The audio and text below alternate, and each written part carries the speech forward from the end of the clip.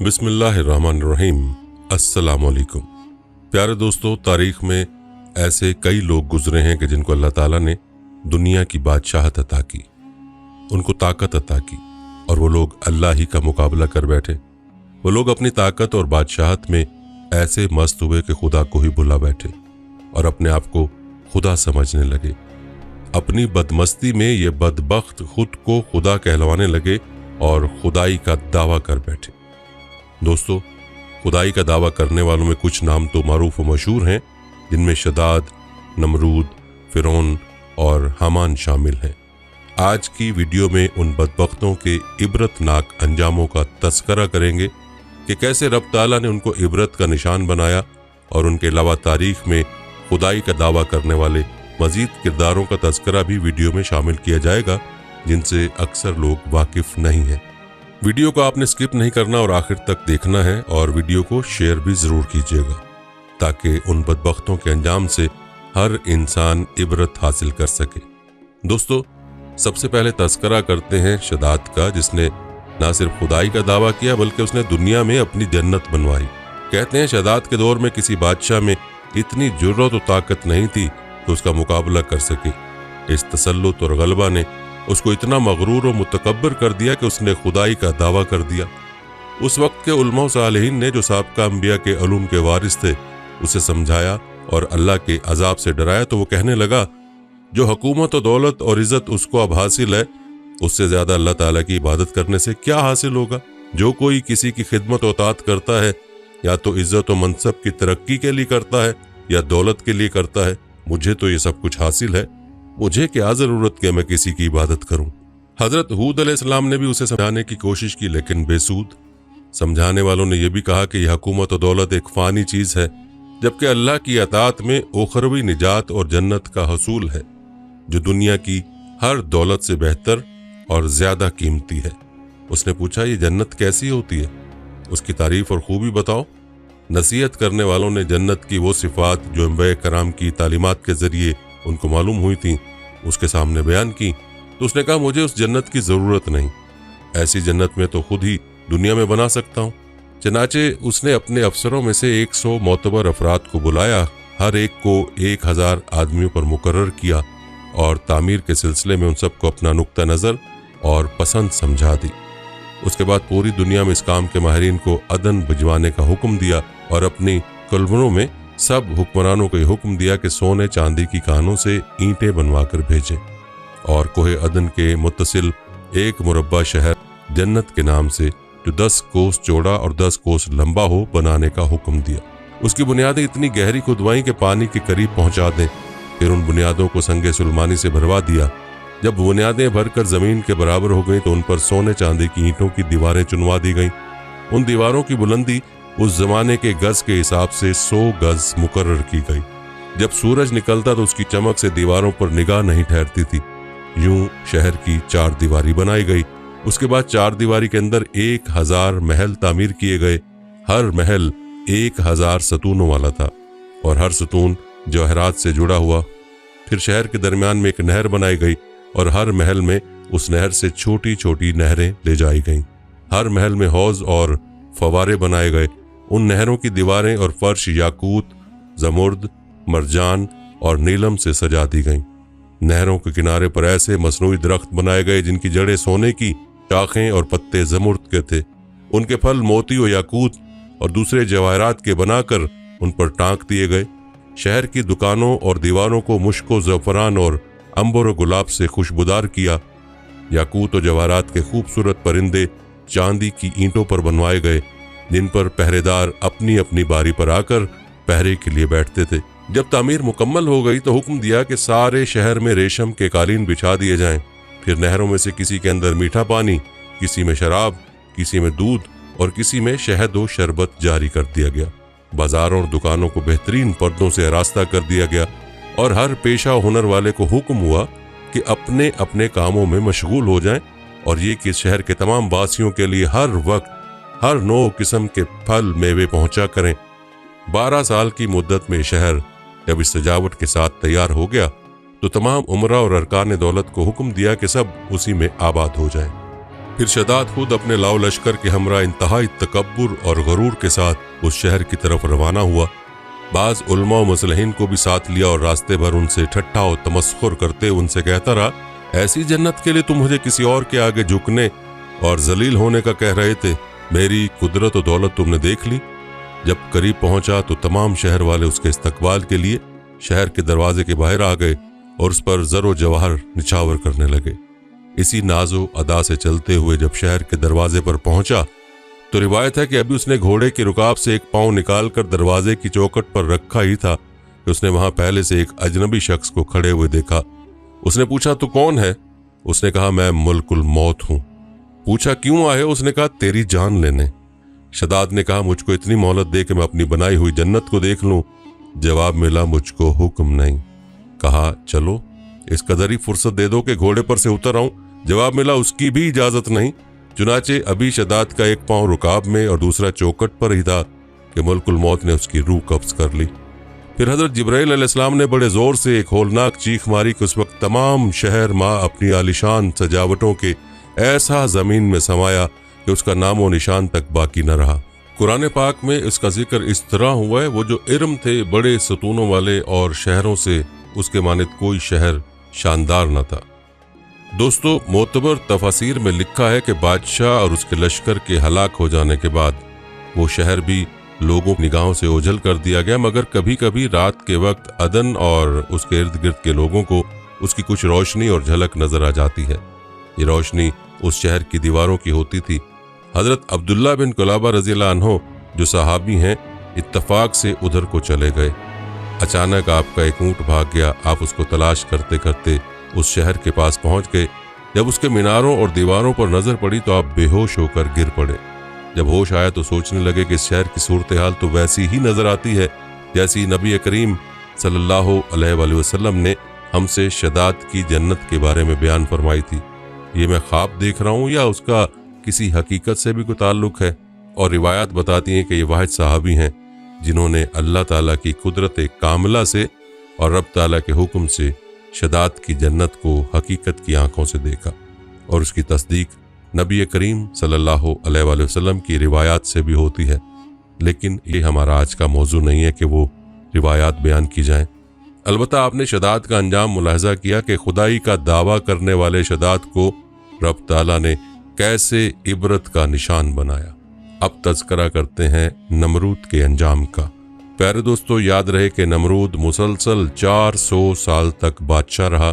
اس نے سرکشی، ظلم اور تکبر کا راستہ اختیار کیا اور آخرت کی بجائے دنیا کا حصول پیش نظر رکھا۔ جب حضرت ابراہیم علیہ السلام نے اسے اللہ وحدہ لا شریک کی عبادت کی دعوت دی، اس نے جہالت اور گمراہی کی وجہ سے خالق کا انکار کر دیا۔ چنانچہ حضرت ابراہیم علیہ السلام نے اس سے بحث کی، لیکن وہ مردود خدائی کا دعویٰ کرنے لگا۔ حضرت ابراہیم علیہ السلام اور نمرود کے درمیان مناظرہ اس دن ہوا جس دن وہ آگ سے نکلے۔ اس سے پہلے ان کا آمنا سامنا نہیں ہوا تھا۔ جس دن وہ اکٹھے ہوئے اس دن یہ مناظرہ واقع ہوا۔ حضرت ابراہیم علیہ السلام نے فرمایا، میرا رب زندہ کرتا ہے اور مارتا ہے۔ اس نے کہا، میں بھی زندہ کرتا اور مارتا ہوں۔ اپنی بات کو ثابت کرنے کے لیے اس جاہل نمرود نے 2 قیدی منگا کر بے قصور کو مار ڈالا اور قصوروار کو چھوڑ دیا، اور کہا کہ دیکھا، میں جس کو چاہوں مارتا ہوں، جسے چاہوں نہیں مارتا۔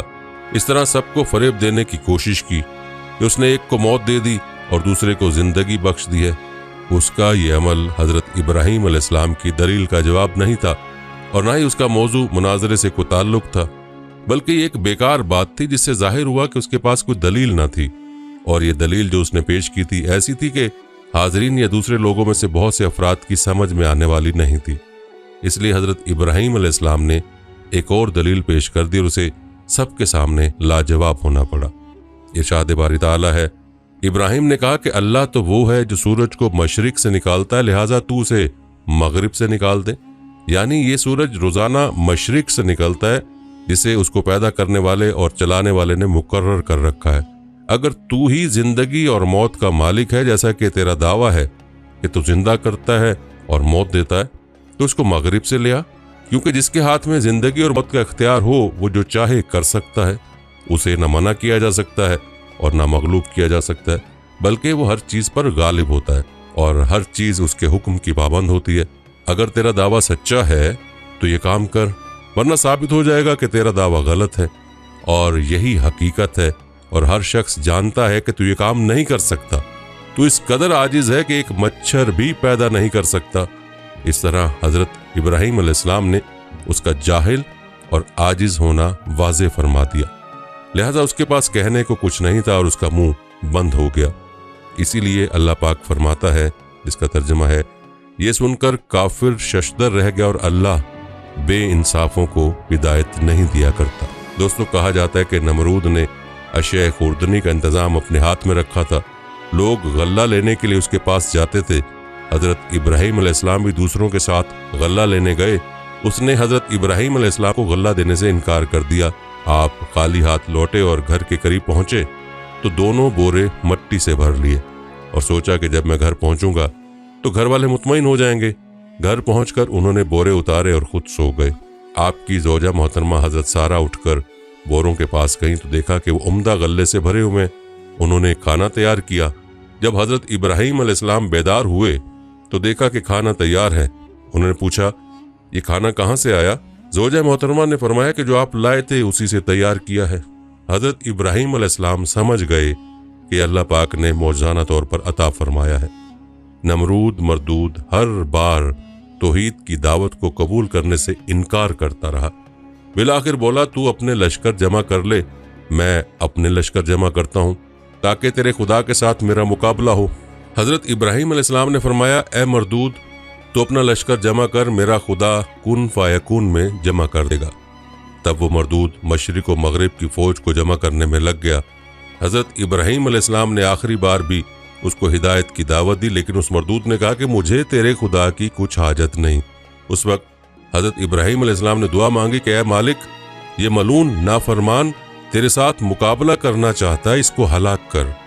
تیری مخلوق میں مچھر ادنا اور ضعیف ہے اور کئی جانوروں کی خوراک بنتا ہے۔ میں تیری رحمت سے اس مچھر کو مانگتا ہوں کہ وہ اس مردود کا خاتمہ کرے۔ بس ان کی دعا قبول ہوئی۔ نمرود نے اپنی فوج کو میدان میں اکٹھا کیا اور حضرت ابراہیم علیہ السلام سے کہا کہ اگر تیرا خدا چاہے تو زمین کی حکومت ہم سے چھین لے، مگر اس سے پہلے میری فوج کا مقابلہ کرے۔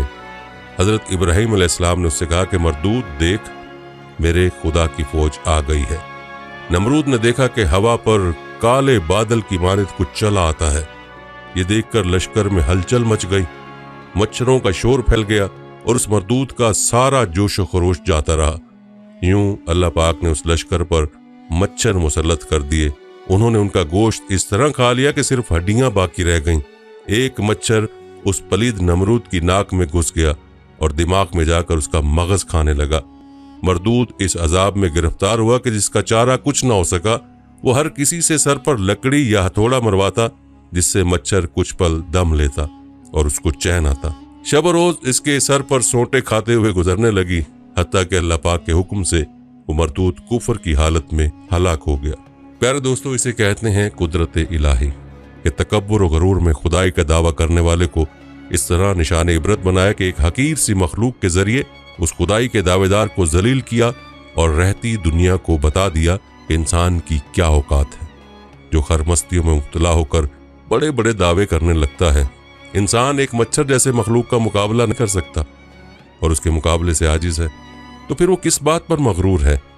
یہاں ہر تکبر اور غرور کرنے والے انسان کے لیے عبرت کا سبق ہے۔ پیارے دوستو، اگلا جو بدبخت ہے جس نے دولت کے نشے میں خدائی کا دعویٰ کیا، وہ قارون ہے۔ یاد رہے کہ قارون حضرت موسیٰ علیہ السلام کے چچا یسہر کا بیٹا تھا۔ بہت ہی شکیل اور خوبصورت آدمی تھا، اسی لیے لوگ اس کے حسن و جمال سے متاثر ہو کر اس کو منور کہا کرتے تھے۔ اس کے ساتھ ساتھ اس میں یہ کمال بھی تھا کہ وہ بنی اسرائیل میں تورات کا بہت بڑا عالم اور بہت ہی ملنسار و بااخلاق انسان تھا، اور لوگ اس کا بہت ہی ادب و احترام کرتے تھے۔ لیکن بے شمار دولت ان کے ہاتھ آتے ہی اس کی حالات میں ایک دم تغیر پیدا ہو گیا اور سامری کی طرح منافق ہو کر حضرت موسیٰ علیہ السلام کا بہت بڑا دشمن ہو گیا اور اعلیٰ درجے کا متکبر اور مغرور ہو گیا۔ جب زکوٰۃ کا حکم نازل ہوا تو اس نے حضرت موسیٰ علیہ السلام کے روبرو یہ عہد کیا کہ وہ اپنے تمام مالوں میں سے 1000واں حصہ زکوٰۃ نکالے گا۔ मगर जब उसने मालों का हिसाब लगाया तो एक बहुत बड़ी ज़कात की निकली। ये देखकर उस पर एकदम हिर्स व बुखल का भूत सवार हो गया और वो न सिर्फ ज़कात का मुनकिर हो गया बल्कि आम तौर पर बनी इसराइल को बहकाने लगा कि हज़रत मूसा अलैहिस्सलाम इस बहाने तुम्हारे मालों को ले लेना चाहते हैं। यहाँ तक कि हज़रत मूसा अलैहिस्सलाम से लोगों को बरगश्ता करने के लिए उस खबीस ने यह गंदी और घिनौनी चाल चली कि एक औरत को बहुत ज़्यादा मालो दौलत देकर आमादा कर लिया कि वो आप पर बदकारी का इल्ज़ाम लगाए। चुनाचे ऐन उस वक्त जबकि हज़रत मूसा अलैहिस्सलाम वाज फरमा रहे थे, कारून ने आपको टोका कि फलां औरत से आपने बदकारी की है। हज़रत मूसा ने फरमाया कि उस औरत को मेरे सामने लाओ। चुनाचे वो औरत बुलाई गई तो हज़रत मूसा ने फरमाया कि ऐ औरत, उस अल्लाह की कसम जिसने बनी इसराइल के लिए दरिया को फाड़ दिया और आफियत और सलामती के साथ दरिया के पार कराकर फिरौन से निजात दी, सच सच कह दे कि वाक़या क्या है। हज़रत मूसा अलैहिस्सलाम के जलाल से औरत सहम कर कांपने लगी और उसने मजमा आम में साफ साफ कह दिया कि ऐ अल्लाह के नबी, मुझको कारून ने कसीर दौलत देकर आप पर बहतान लगाने के लिए आमादा किया है। उस वक्त हज़रत मूसा अलैहिस्सलाम आबदीदा होकर सजदा शुक्र में गिर पड़े और बहालत सजदा आपने ये दुआ मांगी कि या अल्लाह, कारून पर अपना कहर व गज़ब नाजिल फरमा दे। फिर आपने मजमे से फरमाया कि जो कारून का साथी हो वो कारून के साथ ठहरा रहे और जो मेरा साथी है वो कारून से जुदा हो जाए। चुनाचे दो खबीसों के सिवा तमाम बनी इसराइल कारून से अलग हो गए। फिर हज़रत मूसा ने ज़मीन को हुक्म दिया कि ऐ ज़मीन, तो इसको पकड़ ले। तो कारून एकदम घुटनों तक ज़मीन में धंस गया। फिर आपने दोबारा ज़मीन से भी फरमाया तो वो कमर तक ज़मीन में धंस गया। ये देखकर कारून रोने और बिलबलाने लगा और कराबत और रिश्तेदारी का वास्ता देने लगा, मगर आपने कोई इल्तफात ना फरमाया, यहाँ तक कि वो बिल्कुल ज़मीन में धंस गया। दो मनहूस आदमी जो कारून के साथी हुए थे लोगों से कहने लगे कि हज़रत मूसा अलैहिस्सलाम ने कारून को इसलिए धंसा दिया कि ताकि कारून के मकान और उसके ख़जानों पर खुद कब्जा कर लें। आपने अल्लाह ताला से दुआ मांगी कि कारून का मकान और ख़जाना भी ज़मीन में धंस जाए। चुनाचे कारून का मकान जो सोने का था उसका सारा ख़जाना सभी ज़मीन में धंस गए। और यूं दोस्तों, अल्लाह का दुश्मन और खुदाई का दावेदार और रब ताला का ये नाफरमान भी अपने इबरतनाक अंजाम को पहुंचा और रहती दुनिया के लिए इबरत का निशान बना। प्यारे दोस्तों, कारून का ख़जाना कैसा था, इसको कुरान की ज़ुबान से सुनिए। अल्लाह ताला का इरशाद है कि हमने कारून को इतने ख़जाने दिए थे कि उन ख़जानों की कुंजियां एक मजबूत और ताकतवर जमात बमुश्किल उठा सकती थी। जैसा कि कुरान में है, बेशक कारून हज़रत मूसा अलैहिस्सलाम की कौम में से था, फिर उसने उन पर जुल्म किया और हमने उसको इतने ख़जाने दिए थे जिनकी कुंजियां एक ताकतवर जमात पर भारी थीं। दोस्तों, अब खुद ही सोच लें कि वो ख़जाने जिनकी कुंजियां एक ताकतवर जमात पर भारी हों, वो ख़जाने कितने बड़े ख़जाने होंगे। तफसीर में बाज़ ने ऊँटों की जमात कहा है और बाज़ ने इंसानों की जमात कहा है, जिससे अंदाज़ा होता है कि कारून के ख़जाने कितने बड़े और कितने ज़्यादा थे। यहाँ पर इस नसीहत का भी तज़किरा ज़रूरी है जो हज़रत मूसा अलैहिस्सलाम ने कारून को फरमाई। ज़रा गौर कीजिए कि कितनी मुखलिसाना और किस कदर प्यारी नसीहत है जो हज़रत मूसा अलैहिस्सलाम के साथ साथ सारी इंसानियत के लिए है। ये नसीहत कुरान की ज़बानी मुलाज़ा फरमाएं। जब कारून से उसकी कौम ने कहा कि इतरा कर मत चल, बेशक अल्लाह इतराने वालों को पसंद नहीं फरमाता, और जो माल अल्लाह ने तुझे दिया है उससे आखिरत का घर तलब कर, दुनिया में अपना हिस्सा न भूल और एहसान कर जैसा कि अल्लाह ने तुझ पर एहसान फरमाया है, और ज़मीन में फसाद मत तलाश कर। लेकिन दोस्तों, कारून ने अपने माल के घुमंड में इस मुखलिसाना नसीहत को ठुकरा दिया और खूब बंद संवर कर तकब्बुर और गरूर से इतराता हुआ कौम के सामने आया और हज़रत मूसा की बदगोई और ईज़ा रिसानी करने लगा, जिसकी तफसील मज़कूर वाक़े में आपने मुलाज़ा की। प्यारे दोस्तों, ये इबरतनाक वाक़या हमें दर्स हिदायत देता है कि अगर अल्लाह ताला मालो दौलत अता फरमाए तो उस फ़र्ज़ को लाजिम जाने कि अपने अम्वाल की ज़कात अदा करता रहे और हरगिज़ अपने मालो दौलत पर गरूर और घुमंड करके ना इतराए, क्योंकि अल्लाह ताला ही दौलत देता है और जब वो चाहता है पल भर में दौलत छीन भी लेता है।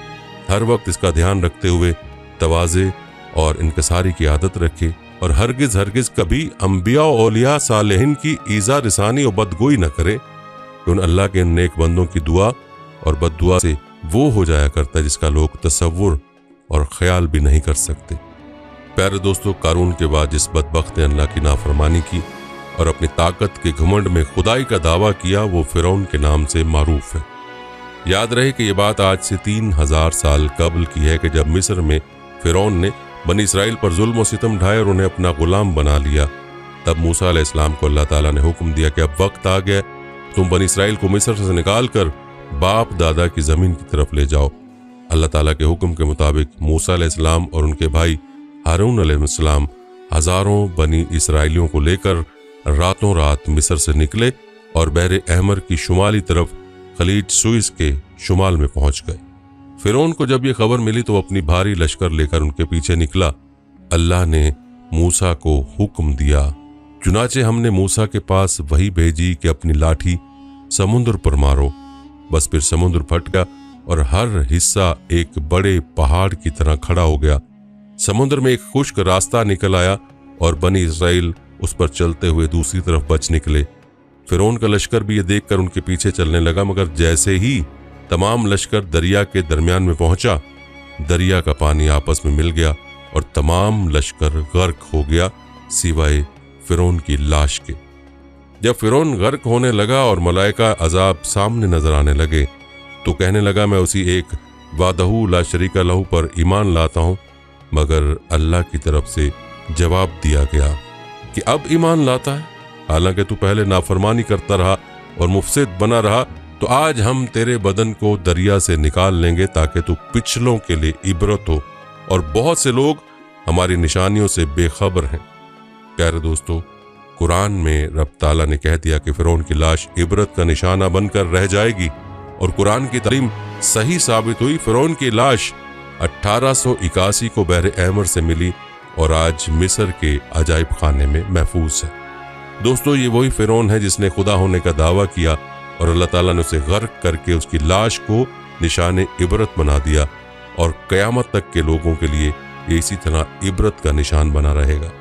پیارے دوستو، شداد، نمرود، قارون اور فرعون کے علاوہ کس بدبخت اور مردود نے خدائی کا دعویٰ کیا، یہ بھی آپ کو بتائیں گے اور اس کے انجام سے بھی آپ کو آگاہ کریں گے، لیکن پہلے آپ کو فرعون کی لاش کے بارے میں چند حیرت انگیز حقائق بتاتے ہیں۔ کہتے ہیں فرعون کی لاش کی لمبائی 202 سینٹی میٹر ہے۔ فرعون کی لاش 1235 قبل مسیح میں سمندر میں ڈوبی ہوئی تھی، اور 3116 سال سمندر میں پڑے رہنے کے باوجود بغیر گلے سڑے یہ لاش محفوظ ہے۔ یہ واقعہ اس بات کا ثبوت ہے کہ قرآن مجید ایک الہامی کتاب ہے۔ عجائب گھر میں باقی بادشاہوں کی حنوط کی ہوئی ممیاں موجود ہیں، مگر غور طلب بات یہ ہے کہ فرعون کی ممی نہیں ہے۔ فرعون واحد ہے جس کی لاش ممی نہیں ہے۔ فرعون واحد ہے جس کی لاش پر گوشت روز تر و تازہ لگتا ہے اور گوشت بڑھتا رہتا ہے۔ ہر سال 15 مارچ کو میوزیم میں رکھی فرعون کی لاش پر چوہے چھوڑے جاتے ہیں جو اس کا فالتو گوشت نوچ کر کھا جاتے ہیں، پھر دوبارہ لاش کی ڈریسنگ کر کے شیشے میں رکھ دیا جاتا ہے۔ آپ کو بتاتے چلیں کہ یہودیوں اور عیسائیوں کے عقیدے کے مطابق فرعون کی تمام فوج تو غرق ہو گئی تھی، مگر فرعون کنارے پر ہونے کی وجہ سے بچ گیا اور بعد میں اپنی طبی موت مرا تھا۔ لیکن حقیقت تو وہی ہے جو قرآن میں بیان ہوئی ہے کہ اللہ رب العزت نے فرعون کی لاش کو دریا سے باہر پھینکا تاکہ وہ رہتی دنیا کے لیے عبرت کا نشان بنے، اور اس لاش کا اب تک محفوظ رہنا دراصل اللہ رب العزت کا معجزہ ہے، اور اللہ ہی کے حکم سے اس لاش کو باقی رکھا گیا تاکہ لوگ اس لاش سے عبرت حاصل کرتے رہیں اور یہ جان سکیں کہ خدائی کے دعوے داروں کا کیا حال ہوا کرتا ہے، جو تکبر کرتے ہیں، غرور کرتے ہیں، ان کا کیا حال ہوا کرتا ہے۔ پیارے دوستو، یہ تھا تذکرہ خدائی کے دعوے داروں میں سے شداد، نمرود، قارون اور فرعون کا۔ چلیے اب آپ کو بتاتے ہیں کہ ان بدبختوں کے علاوہ تاریخ میں ایسا کون بدبخت گزرا ہے کہ جس نے خدائی کا دعویٰ کیا۔ یہ نام ہے مکنہ خراسانی کا۔ آپ کو بتاتے چلیں کہ حکیم مکنہ خراسانی کے نام میں اختلاف ہے۔ اکثر مورخین نے عطا لکھا ہے اور بعض نے حشام یا ہاشم بتایا ہے۔ حکیم کے لقب سے مشہور تھا۔ یہ مرو کے پاس ایک گاؤں میں جس کو قاضی کیمن دات کہتے تھے، ایک غریب دھوبی کے گھر پیدا ہوا۔ دوستو، اس کی پیدائش کے وقت کسی کو کیا خبر تھی کہ ایک دن یہی غریب دھوبی کا لڑکا تاریخ عالم کے صفحات پر شہرت دوام حاصل کرے گا۔ نہایت تباہ اور ذہین تھا، اپنے آبائی پیشہ چھوڑ کر علم و فضل کی طرف متوجہ ہوا۔ اپنی تمام بے سر و سامانیوں کے باوجود اس نے علوم و نظریہ میں وہ درجہ حاصل کیا کہ نواحِ خراسان میں کوئی اس کی ہمسری کا دعویٰ نہیں کر سکتا تھا، خصوصاً علم بلاغت، حکمت و فلسفہ، شعبدہ و حیل، طلسمات و سحر میں سرآمد روزگار تھا۔ اس نے اپنے جودت طبع سے عجیب و غریب ایجادات کی اور اپنے ایجادات کے بلبوتے پر بہت جلد آسمان شہرت و ناموری پر چمکنے لگا، لیکن اس کی خلقت میں ایک ایسا نقص تھا جس کی بنا پر اس کی مقبولیت میں ایک گنا فرق پڑتا تھا، اور وہ یہ کہ نہایت پست قامت، حقیر اور قبیح چہرہ تھا، اور اس پر ترا یہ کہ واحد العین تھا، یعنی ایک آنکھ کانی تھی جسے دیکھ کر لوگوں کے دل میں اسے نفرت کے جذبات ابھر آتے تھے۔ اس عیب کو چھپانے کے لیے وہ ہر وقت سونے کا ایک خوبصورت اور چمکدار چہرہ منہ پر چڑھائے رکھتا اور اپنے حقیقی چہرے کی جھلک دکھانے سے ہمیشہ گریز کرتا تھا۔ علامہ عبدالقاہر بغدادی نے طلائی کی جگہ ریشمی نقاب لکھا ہے۔ بہرحال اس تدبیر سے اس نے لوگوں کی قدورت کو وارفتگی سے بدل دیا، اور اسی نقاب کی وجہ لوگوں میں مکنہ نقاب پوش مشہور ہو گیا۔ چہرہ چھپائے رکھنے کی اصل بنا تو یہی تھی، لیکن جب کبھی کوئی شخص اسے نقاب پوشی کی وجہ دریافت کرتا تو کہہ دیتا کہ میں نے اپنی شکل و صورت اس لیے تبدیل کر رکھی ہے کہ لوگ میری صورت مہر نیمروز کی تاب نہیں لا سکیں گے، اور اگر میں اپنا چہرہ کھول دوں تو میرا نور دنیا و مافیا کو جلا کر خاکستر کر دے گا۔ ابن خلدون، ابن جریر طبری اور دوسرے قابل اعتماد مورخین اسلام نے اپنی تاریخوں میں مکنہ کے چاند کا کہیں ذکر نہیں کیا، لیکن ماہ نکشب کو دنیا ادب میں جو غیر فانی شہرت حاصل ہے اور بعض اسلامی تاریخوں میں اس کا جس شد و مت سے تذکرہ موجود ہے، اس کی بنا پر اس کے چاند کے وجود سے انکار نہیں کیا جا سکتا۔ کہتے ہیں کہ اس نے سمرقند کے قریب علاقہ نکشب میں کوہ سیام کے پیچھے کنویں کے اندر یہ چاند سیماب یعنی پارا اور دوسرے کیمیائی اجزاء سے تیار کیا تھا۔ یہ چاند غروب آفتاب کے بعد پہاڑوں کے عقب سے طلوع ہو کر آسمان پر روشن رہتا اور صبح صادق سے پہلے غروب ہو جاتا۔ چاندنی راتوں میں دو چاند ایک دوسرے کے مقابل آسمان پر ضیاء فگن رہتے۔ بعض مورخین نے لکھا ہے کہ اس کی روشنی 15 میل تک پہنچتی تھی، اور بقول بعض وہ 1 مہینے کی مسافت سے نظر آتا تھا۔ یہ چاند 2 مہینے تک طلوع و غروب ہوتا رہا۔ لوگ اکناف و اطراف ملک سے اس کو دیکھنے کو آتے اور دیکھ کر ان کی حیرت کی کوئی انتہا نہ رہتی۔ خصوصاً ضعیف الاعتقاد لوگ تو اسے اپنے پیشوا کی ربانی قوت کا تصرف اور بہت بڑا معجزہ خیال کرتے تھے، حالانکہ اس نے یہ عمل ہنسا اور انعکاس شعاع قمر کے طریق پر کیا تھا، جس پر حکمہ یونان کی تحقیقات کا ایک وافر ذخیرہ موجود تھا۔ چنانچہ مکنہ کی ہلاکت کے بعد لوگوں نے اس کنویں کی تہہ میں ایک بڑا سا ظرف پارے سے بھرا ہوا پایا۔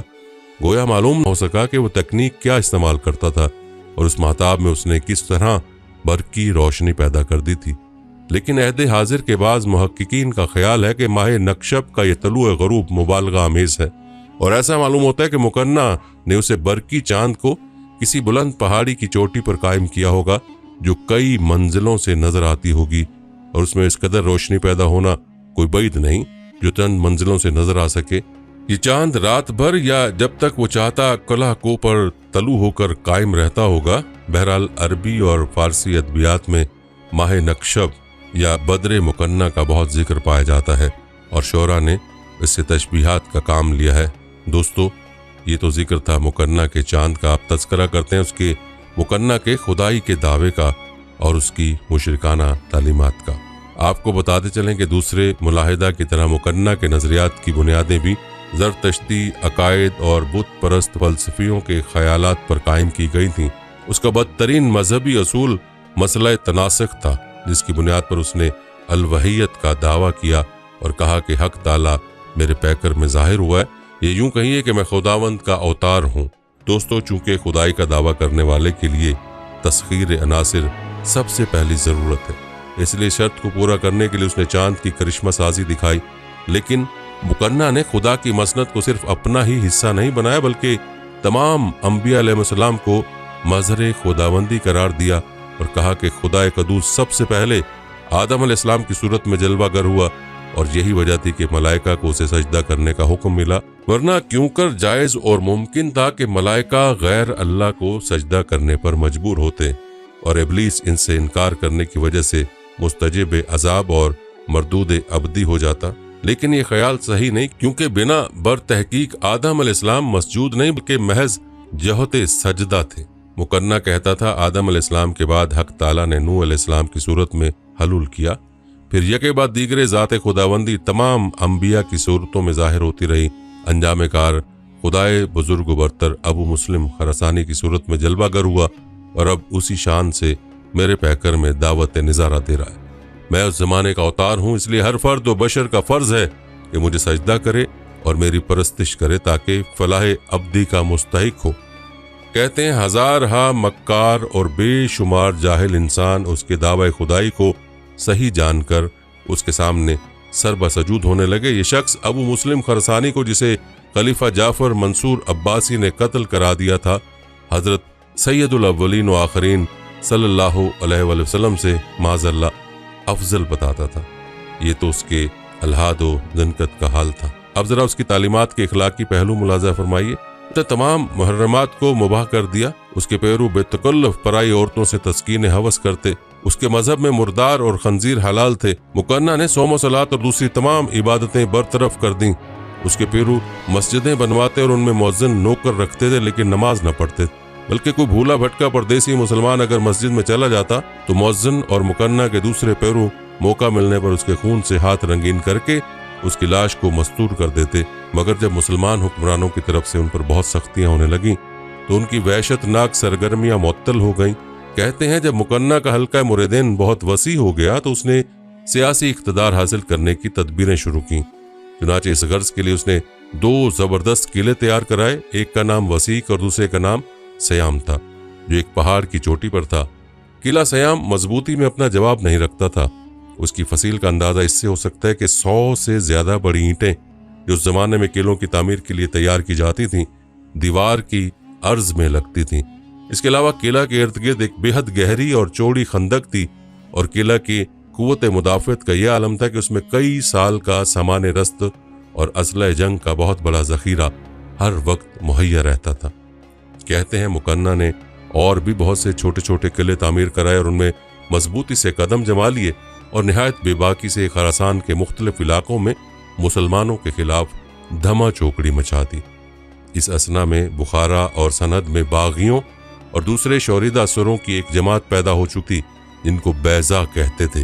गो उन लोगों को मुकन्ना की मन घड़त खुदाई से तो कोई सरोकार न था, लेकिन अपने सियासी मुसाले का ख्याल करके मुकन्ना के साथी हो गए थे।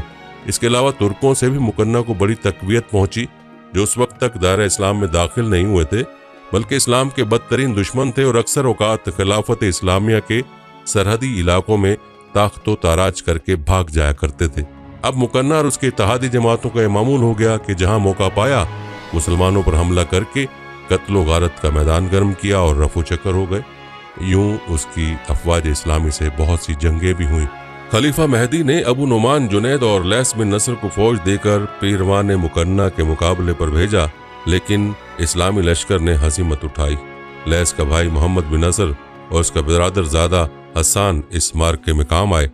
जब खलीफा को इस नाकामी का इल्म हुआ तो उसने जबरील बिन याहिया को कुम्क देकर रवाना किया और बागियान बुखारा और सनत के मुकाबले में उसके भाई यजीद बिन याहिया को मामूर फरमाया। 4 महीने तक बुखारा के बाद किलों पर लड़ाई होती रही। बिलाखिर असाकर खिलाफत फतयाब हुई और बनो के शमशीर इस किले पर कब्जा हो गया। मुकन्ना के 700 पैरू नहंग और शमशीर का लुकमा बन गए। हजीमत खुर्दा लोगों में से जो जिंदा बचे वो भाग कर किला सयाम में चले गए, जहां खुद मुकन्ना मौजूद था। मगर जिब्राइल ने भी जान न छोड़ी, उन भगोड़ों का ताकुब करता रहा और मारता काटता किला सयाम पर बिजली की तरह जा कड़का और उस वक्त तक उनका पीछा न छोड़ा जब तक वो किले में ना जा छुपे। अब खलीफा ने अबू औन नाम के एक सिपा सलार को मुकन्ना की सरकूबी के लिए रवाना किया, मगर जब उसने ज्यादा मुस्तैदी और उलुल अज़मी का सबूत ना दिया तो मुआज़ बिन मुस्लिम को 70,000 फौज और चंद आजमूदा कार सिपा सालारों के साथ मुकाबला के लिए रवाना किया। मुआज़ बिन मुस्लिम के मुकद्दमतुल जैश का अफसर आला सईद बिन अमरू मरेशी था। इतने में एक और मुसलमान सिपा सालार अक़बा बिन मुस्लिम भी एक बड़ी जमीयत के साथ जैश इस्लाम में आ शामिल हुआ। इन दोनों ने इत्तफाक राय से तवादीस के मकाम पर मुकन्ना के लश्कर पर हमला किया। मुकन्ना की जमीयत पहले ही हमले में टूट गई और उसके साथी निहायत बेतरतीबी से भाग निकले और सैकड़ों हजीमत खुर्दा फौज ने किला सयाम में मुकन्ना के पास जाकर दम लिया। ये देखकर मुकन्ना ने फौरन किला बंदी की और तमाम मोर्चों को मजबूत किया। मुआज बिन मुस्लिम और सईद बिन अमरू मरेशी में बाहम सख्त कशीदगी हो गई। सईद ने खलीफा के पास मुआज की शिकायत लिख भेजी और ये भी दरख्वास्त की कि अगर मुझे तन्हा मुकन्ना से मुकाबले पर मामूर फरमाया जाए तो मैं इसका कला कमा कर सकता हूँ। खलीफा मेहदी ने उसकी दरख्वास्त मंजूर कर ली। चुनाचे सईद बिन अमरू मरेशी बिला मुशारकत मुकन्ना के मुकाबले पर मुस्तैद हुआ, लेकिन मुआज ने भी बेनफ्सी से काम लिया और इस्लामी इज्जत और नामूस का लिहाज करके अपने बेटे को सईद की मदद पर भेज दिया। सईद मरेशी जमाना दराज तक उस कोशिश में मुनहमिक रहा कि किसी तरह इस्लामी लश्कर खंदक अबूर करके फसीले किला तक पहुंचे, लेकिन कोई तदबीर कारगर ना हुई। मसाई तस्खीर में मुतअद्दिद साल गुजर गए, लेकिन हनूज रोज़े अव्वल था। इस असना में इस्लामी लश्कर को बहुत सा जानी और माली नुकसान बर्दाश्त करना पड़ा, क्योंकि मौसमी खराबियों के अलावा सबसे बड़ी परेशानी ये थी कि मुकन्ना के पेरू इस्लामी लश्कर के जो खुले मैदान में मुहासरा किए पड़े थे, हर वक्त किले से तीर चलाते और संगबारी करते रहते थे। लेकिन उन मुश्किलात से सईद ने हिम्मत न हारी और अपनी जिद्दजहद को निहायत उल अज़मी के साथ जारी रखा। अब उसने लोहे और लकड़ी की बहुत लंबी लंबी सीढ़ियां बनवाने का इंतजाम किया, ताकि सीढ़ियों को खंदक के दोनों सिरों पर रखकर पार हो जाएं, लेकिन कामयाबी न हुई, क्योंकि खंदक की चौड़ाई मुसलमान इंजीनियरों के अंदाजे से ज्यादा निकली।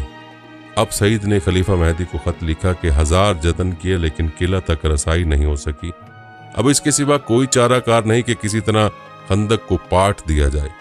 उन दिनों हिंदुस्तान में सूबा सिंध और पंजाब का ज़ेरी हिस्सा खिलाफत बगदाद के ज़ेरे नगी था। खलीफा ने अपने आमिल सिंध को लिखा कि गाय बैल और भैंस की जिस कदर खालें फराम हो सकें, जल्द उनके भिजवाने का इंतजाम किया जाए। शायद उस जमाने में इस्लामी कलमरों में बोरियां न मिलती होंगी, वरना रेत भरने के लिए बोरियां खालों से ज्यादा कारामद थीं। फरमाने खिलाफत के बमौजब मुल्तान से गाय बैल और भैंस की 10,000 खालें भेज दी गईं। सईद ने उन खालों में रेत भरवा कर उनको खंदक में डलवाना शुरू कर दिया। नतीजा ये निकला कि कुछ अरसे के बाद खंदक पट गई और वो मुहासिरीन किला के पास पहुंच गए। अब हिसार शिकन आलात से काम लिया जाने लगा और इसके साथ ही किले पर हमले शुरू कर दिए गए। मुकन्ना के पैरों ने घबराकर मुखफ़ी तौर पर अमान तलब की। सईद ने अमान दे दी। चुनाचे 30,000 आदमी किले का दरवाज़ा खोलकर बाहर निकल आए। अब मुकन्ना के पास सिर्फ 2,000 जंग आवर बाकी रह गए थे।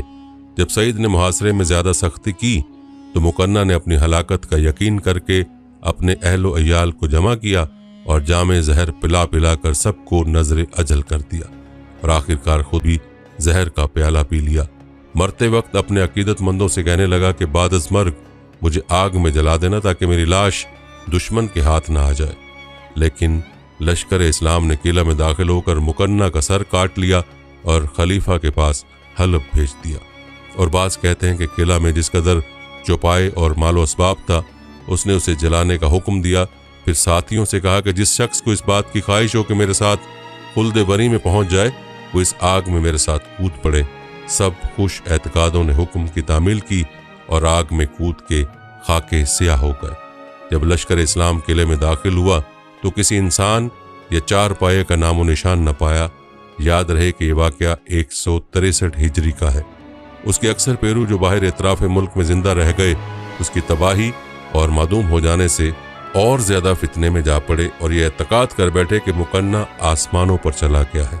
प्यारे दोस्तों, इसके अलावा किताब सवाए के मुहर्रका में मुकन्ना की हलाकत की एक दिल आवेज हिकायत यूं नकल की गई है। इसमें मज़कूर है कि जब मुकन्ना मुहासरे से तंग आ गया तो बहुत सी आग जलाई और अपने साथियों को खूब शराब पिलाई। जब वो नशे में मदहोश हो गए तो उन्हें मौत के घाट उतार कर मौत के बुलंद शोलों में झोंकता गया। फिर खुद एक बड़ी देग में तेजाब भरकर उसमें बैठ गया और तेजाब की तासीर से तहलील होकर बेनामो निशान हो गया और वासिले जहन्नुम हुआ। मुहासिरीन को अभी तक ये गुमान था कि तमाम मैसूरीन किला में मौजूद हैं। एक औरत बीमारी की वजह से किले के कोने में दुबकी पड़ी थी। जब उसे अफाका हुआ तो किला में तन्हाई से घबराई और दीवार किला पर चढ़कर मुहासिरीन को पुकारा कि किले में मेरे सिवा कोई नहीं है। सिपाही सीढ़ियां लगाकर दीवारों पर चढ़ गए और किले के दरवाजे खोल दिए। लश्कर इस्लाम किले में दाखिल हुआ तो देखा कि किला वाकई खाली है। दोस्तों, खुदाई का दावेदार मुकन्ना भी यूं निशान इबरत बना। ये थी हमारी आज की वीडियो। जाने से पहले वीडियो को शेयर ज़रूर कीजिएगा प्यारे दोस्तों, हम ये उम्मीद करते हैं कि आपको हमारी आज की वीडियो ज़रूर पसंद आई होगी। अगर आपको हमारी आज की वीडियो पसंद आई है तो सबसे पहले तो उसको लाइक करें और अपनी राय का इजहार कमेंट सेक्शन में लाजमी करें। आखिर में आपसे एक बार फिर दरख्वास्त है कि आप हमारे चैनल को ज़रूर सब्सक्राइब कर लें और साथ ही लगे घंटी के बटन को भी क्लिक करें ताकि आपके पास हमारे आने वाली मज़ीद वीडियोज़ का नोटिफिकेशन बर वक्त मिलता रहे। अल्लाह ताला आपको अपनी हिफ्ज़-ओ-मान में रखे। आमीन।